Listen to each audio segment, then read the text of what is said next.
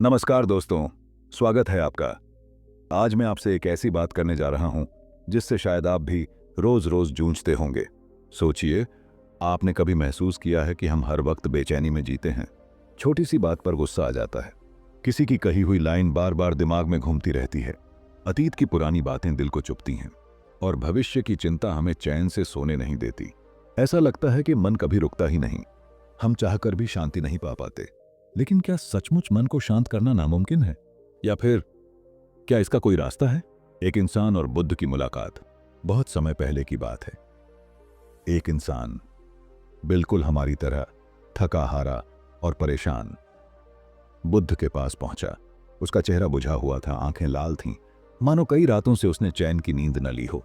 वो सीधे बुद्ध के सामने बैठा और बोला, भगवान, मेरा मन बहुत परेशान है। हर वक्त कोई ना कोई ख्याल मुझे खा रहा है। छोटी सी बात पर मैं टूट जाता हूं। कभी पुरानी यादें मुझे अंदर से झकझोर देती हैं, कभी भविष्य की चिंता मुझे डरा देती है। मैं हर पल अशांत हूं। मुझे बताइए, मैं मन को शांत कैसे करूं? बुद्ध ने उसे देखा और हल्की सी मुस्कान दी। फिर बोले, मन को शांत करना कठिन नहीं है, लेकिन उसके लिए पहले यह समझना जरूरी है कि मन अशांत क्यों होता है। इंसान चुप हो गया। उसकी आंखें कह रही थीं, भगवान, मुझे समझाइए, क्योंकि मैं सचमुच थक चुका हूं। मन अशांत क्यों होता है? बुद्ध ने शांत स्वर में कहा, मन अशांत तब होता है जब हम उसे अतीत की जंजीरों से बांध देते हैं या भविष्य की चिंताओं में उलझा देते हैं। हम बार बार सोचते रहते हैं, क्यों हुआ, ऐसा क्यों हुआ, मेरे साथ ही क्यों हुआ। और कभी कहते हैं, आगे क्या होगा, कहीं ऐसा ना हो जाए, कहीं वैसा ना हो जाए। याद रखो, अतीत बीत चुका है, भविष्य अभी आया ही नहीं। और सच कहूं तो तुम्हारे पास सिर्फ यही पल है, यही वर्तमान तुम्हारा है। इंसान ने धीरे से पूछा, लेकिन भगवान, जब यादें आती हैं तो मैं खुद ब खुद दुखी हो जाता हूं। जब भविष्य की चिंता आती है तो डर अपने आप पैदा हो जाता है। इसे कैसे रोकूं? मैं कोशिश करता हूं लेकिन मन मानता ही नहीं। बुद्ध मुस्कुराए और बोले, यही तो साधना है, मन को वहीं टिकाना जहां उसे होना चाहिए, वर्तमान में। जो बीत गया उसे छोड़ दो, जो आने वाला है उसे आने दो, लेकिन इस पल को पकड़ लो। यही पल शांति है, यही पल जीवन है। विचारों को रोकने की बजाय साक्षी बनो। इंसान अब भी उलझा हुआ था। उसने कहा, भगवान, पर ये विचार अपने आप आते हैं। मैं जितना उन्हें रोकने की कोशिश करता हूं, वो उतने जोर से बढ़ते जाते हैं। फिर मैं क्या करूं? बुद्ध मुस्कुराए और बोले, विचारों को रोकना मत। जितना रोकोगे वे उतने जोर से आएंगे। बस उन्हें आते जाते देखो, जैसे कोई बादल आसमान में आता है और चला जाता है। याद रखो, तुम विचार नहीं हो, तुम उनके साक्षी हो।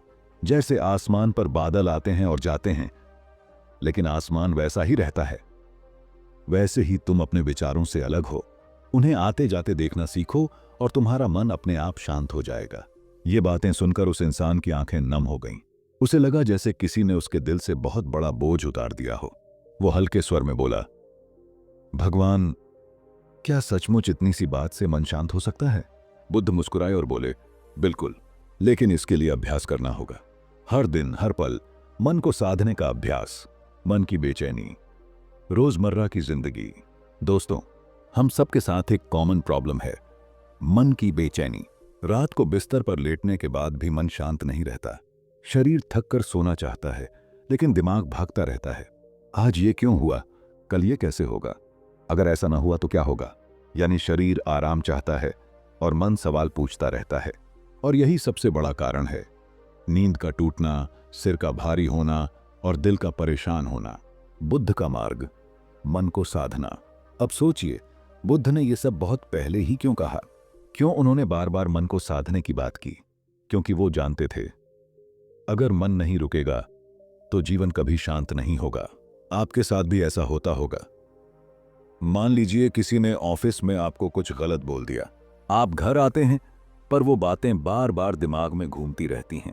आप खाना खा रहे हो, टीवी देख रहे हो, बच्चों से बात कर रहे हो, लेकिन अंदर वही आवाज आती रहती है, उसने ऐसा क्यों कहा, मुझे ये बोल देना चाहिए था, काश मैंने ऐसा जवाब दिया होता। क्या ये सच नहीं है? हमारा मन अतीत में जाकर झगड़ता रहता है। और कभी कभी तो ऐसा होता है कि हम खुद से बहस करने लगते हैं, मैं सही था या वो सही था। अब सवाल है, इससे मिलता क्या है?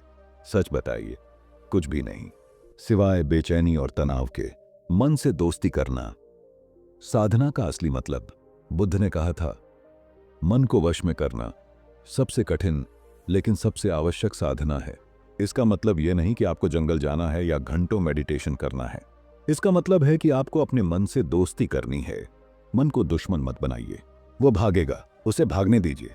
बस धीरे धीरे उसे पकड़कर वापस लाना सीखिए। कल्पना कीजिए आप शांत बैठना चाहते हैं। आपने सोचा, ठीक है, 5 मिनट मैं बस अपनी सांस को देखूंगा। जैसे ही आप आंखें बंद करते हैं, अचानक याद आता है, ओह कल बिजली का बिल जमा करना है। फिर ख्याल आता है, मोबाइल चार्ज पर लगाया था या नहीं। फिर ऑफिस में जो प्रोजेक्ट है उसका क्या होगा। देखा आपने, मन 5 मिनट भी शांत नहीं रह पाता। लेकिन यहां बुद्ध का मार्ग काम आता है। मन को पकड़ो मत, उसे बहने दो। बस धीरे धीरे उसे वापस सांस पर लाओ। ये करते करते ही शांति आती है। वर्तमान में जीना, सजगता की शक्ति। हमारे जीवन में सबसे बड़ी परेशानी यह है कि हम या तो अतीत में अटके रहते हैं या भविष्य में उलझे रहते हैं। लेकिन जीवन कहाँ है? सिर्फ वर्तमान में। बुद्ध ने सरल भाषा में कहा, जो बीत गया उसे छोड़ दो, जो आने वाला है उस पर भरोसा रखो, और जो अभी है उसमें पूरी तरह जियो। खाना खा रहे हैं, सिर्फ खाना खाइए। टहल रहे हैं, केवल चलने का आनंद लीजिए। बच्चे के साथ हैं, बस उसी पल को जिएं। लेकिन हम क्या करते हैं? खाना खाते वक्त मोबाइल चलाते हैं, चलते वक्त सोचते रहते हैं, कल मीटिंग में क्या होगा। बच्चे से खेलते हुए भी दिमाग कहीं और रहता है। दोस्तों, मन को शांत करने का पहला और सबसे आसान तरीका है, जो कर रहे हो उसमें पूरी तरह उतर जाओ। जब खाना खाओ, हर निवाले को महसूस करो। जब सांस लो, हर सांस का आनंद लो। जब मुस्कुराओ, सच में मुस्कुराओ। बुद्ध इसे कहते हैं सजगता, और यही शांति की पहली सीढ़ी है। गुस्सा, मन की आग। गुस्सा वो आग है जो सबसे ज्यादा मन को जलाती है। गुस्सा आने पर सिर्फ मन नहीं, शरीर भी कांपने लगता है। दिल की धड़कन तेज हो जाती है, चेहरा लाल हो जाता है, आवाज ऊंची हो जाती है। बुद्ध कहते हैं, गुस्सा जहर की तरह है। ये पहले तुम्हें जलाता है, फिर सामने वाले को। तो जब गुस्सा आए तो करें क्या? ठहर जाओ, कुछ मत कहो, सिर्फ एक सांस लो और देखो कि गुस्सा तुम्हारे भीतर कैसे उठ रहा है। जैसे ही आप गुस्से को देखना शुरू कर देंगे, वो धीरे धीरे पिघलने लगेगा। क्योंकि गुस्सा अंधेरे जैसा है और सजगता यानी लाइट, जैसे ही रोशनी आती है अंधेरा चला जाता है।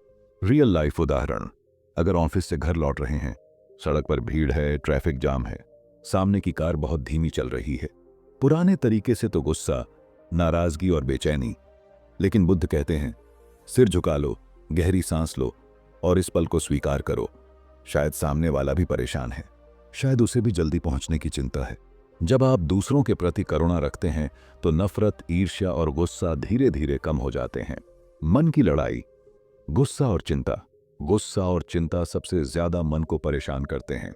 भविष्य के बारे में सोच समझकर तनाव लेने से केवल नुकसान होता है।